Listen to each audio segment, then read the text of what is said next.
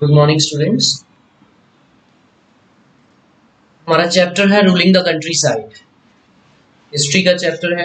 इससे पहले हमने हिस्ट्री का सेकंड चैप्टर पढ़ा था, जिसमें हमने देखा था ट्रेड टू टेरिटरी, कैसे ब्रिटिशर्स वहां पे ट्रेड करने आए और धीरे धीरे अलग अलग इलाकों के ऊपर अपना कंट्रोल कर लिया, जिसके लिए उन्होंने अलग अलग वॉर भी लड़े, जैसे battle of Plassey, battle of Buxar, या और बहुत सारे उनके कन्फ्लिक्ट्स हुए लोकल गवर्नमेंट के साथ। और 1764 में बैटल ऑफ बक्सर हुआ, जिसके बाद इससे पहले तो आपको पता है कि 1757 में जब बैटल ऑफ प्लासी के बाद उन्होंने अपना एक जैसे पपेट नवाब था मीर जाफर, उसको वहां का बंगाल का नवाब बना दिया। कई सालों तक उसको यूज किया अपने लिए।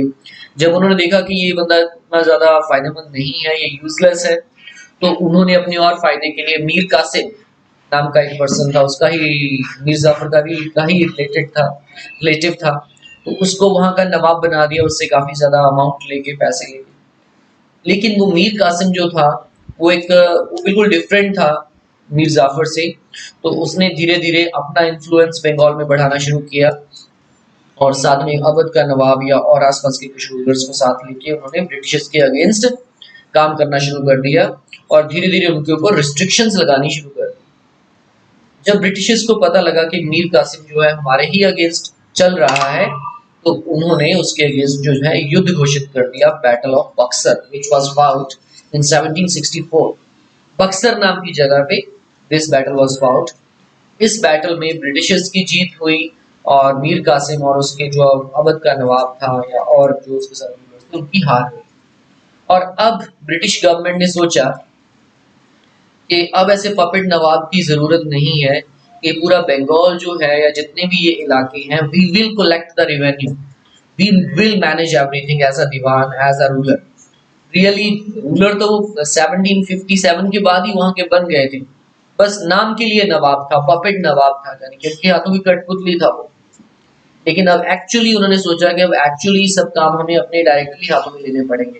तो इस तरह से द कंपनी बिकम्स द दीवान, यानी कि जो भी फाइनेंशियल मैटर्स थे बंगाल के, सबको उन्होंने अपने हाथ में लेना शुरू किया।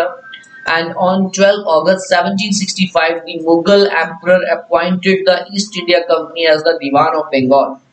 As Diwan, the company became the chief financial administrator of the territory under its control. The company came to colonize the countryside, organize revenue sources, redefine the rights of people, and produce the goods it wanted. अब देखिए, वहां पे सब system अपने under कर लेने के बाद कंपनी, आपको पता है ईस्ट इंडिया कंपनी भारत में आई सिर्फ पैसे के लिए, प्रॉफिट के लिए, मनी, पैसा कमाने के लिए। उन्होंने पहले तो उनकी जो इनकम आती थी सिर्फ ट्रेड से आती थी, अब उनका इनकम का जो मेन सोर्स था वो रेवेन्यू भी हो गया। अब रेवेन्यू को किस तरह से, रेवेन्यू को और ज्यादा बढ़ाया जाए, किस तरह से उनकी इनकम बढ़े, इसके लिए उन्होंने सभी रूल्स एंड रेगुलेशन, जो पॉलिसीज थी, सब में चेंजेस करने शुरू कर दिए। आगे हम इसके बाद पढ़ेंगे कि क्या गवर्नमेंट ने किया, क्या उसने जरूरत महसूस की सो दैट कि उनकी इनकम को ज्यादा बढ़ाया जा सके पूरी कंट्री में, पूरे बंगाल में या और इलाकों में। Revenue for the country. अब देखिए, the company got the Diwani rights and started extracting more and more revenue out of it, and used various measures to get it, but still saw itself primarily as trader.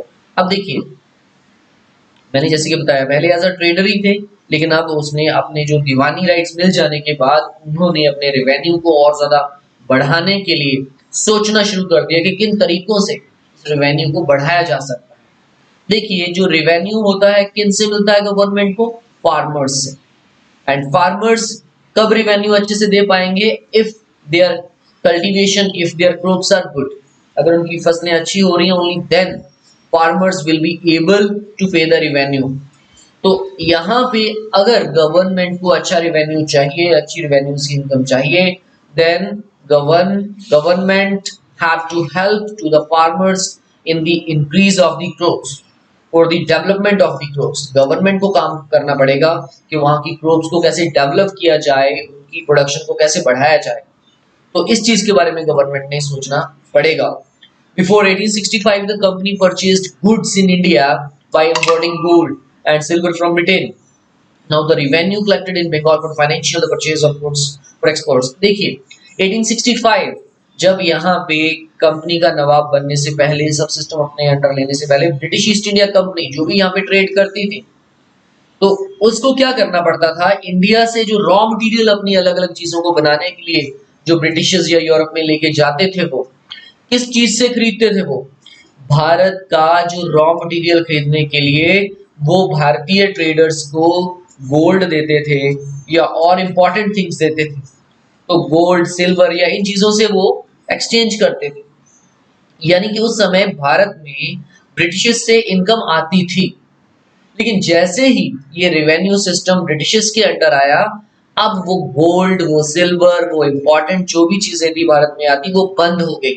अब उन्होंने अपना raw material खरीदने के लिए भारत के लोगों से ही collect किया हुआ रेवेन्यू उनको देना शुरू कर दिया और अपना ट्रेड भी करते रहे। और यानी कि इस तरह से इंडिया को बहुत ज्यादा, इंडियन ट्रेडर्स को, भारत को बहुत ज्यादा लॉस हुआ, बिकॉज भारत का ही पैसा भारतीय ट्रेडर्स को देके, उनका रॉ मटेरियल लेके खुद बहुत ज्यादा बेनिफिट कमा रहे थे। यानी कि हमारे देश में जो गोल्ड था, जो और चीजें थी, वो आनी बंद हो गई। Bengal economy was facing a deep crisis. Peasants and craftsmen were not getting the proper amount of their salary.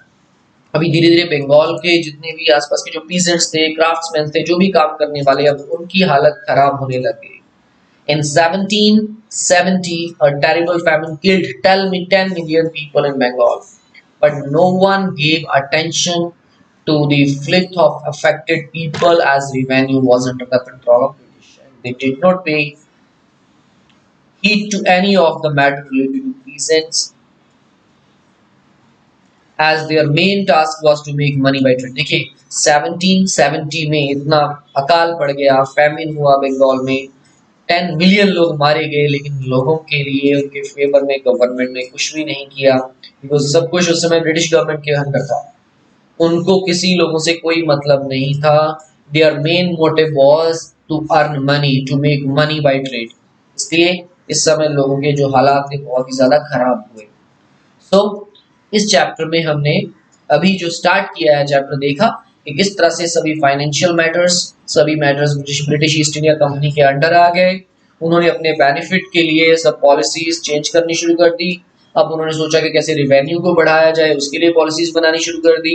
उन्होंने सोच लिया कि अगर रेवेन्यू अच्छा चाहिए तो then they have to help in the development of crops. उनको एग्रीकल्चर में डेवलपमेंट में रोल निभाना पड़ेगा गवर्नमेंट को। ये चीजें हैं इसमें। आगे हम पढ़ेंगे कि for the improvement of agriculture what the British government has done, government ने क्या किया उसके लिए, वो नेक्स्ट हम पढ़ेंगे। अभी जस्ट ये इंट्रोडक्शन है आपके चैप्टर की, इसको ध्यान से सुनिए, ध्यान से नोट करिए नोट्स। ठीक है, अभी तक के लिए इतना ही स्टूडेंट्स, बाय बाय।